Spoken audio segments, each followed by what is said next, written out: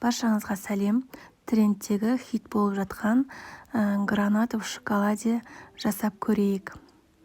Менің алдағы видеомда клубника в шоколаде бар, қарап көрсеңіздер болады. Ең алдымен Қазақстан шоколадын ертіп алатын боламыз. Калебот немесе басқа шоколадтарды қолдана берсеңіздер болады.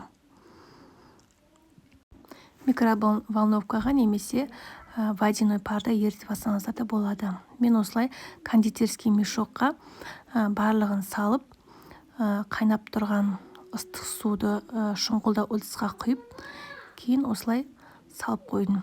Видеода көріп тұрғандарыңыздай толық ерігеннен кейін барып қолданамыз. Одан кейін анарымызды осылай қабығын ашып тазалап алдым. Менің арнама тіркелмесеңіздер, тіркеліп, лайктарыңызды басып, подписаться батырмасын басып қойыңыздар.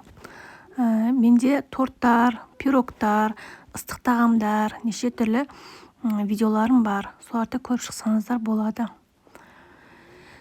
Барлығын осылай тазалап болғаннан кейін, менде осындай ыдыстарым бар. Соларға барлығын салып шықтым. Бұндай ыдыстарыңыз болмаса, кәдімгі кондитерский пирожный салатын ыдыстарды пайдалансаңыздар болады. Барлығын орналастырып болғаннан кейін, еріп тұрған шоколадымызды үстіне құятын боламыз. Оп-оңай, сіздер де жасап көріңіздер. Дәмі ерекше. Жасап, дәм татып көріңіздер. Барлық шоколадымыз құйып болғаннан кейін, холодильникте немесе ертерек дайын болсын десеңіздер, морозилькке сап қойсаңыздар болады. Осылай оп-оңай дайын болды. Баршаңызға ас болсын. Менімен болғандарыңызға рахмет. Келесі видеоларда кездескенше сау саламатта болыңыздар.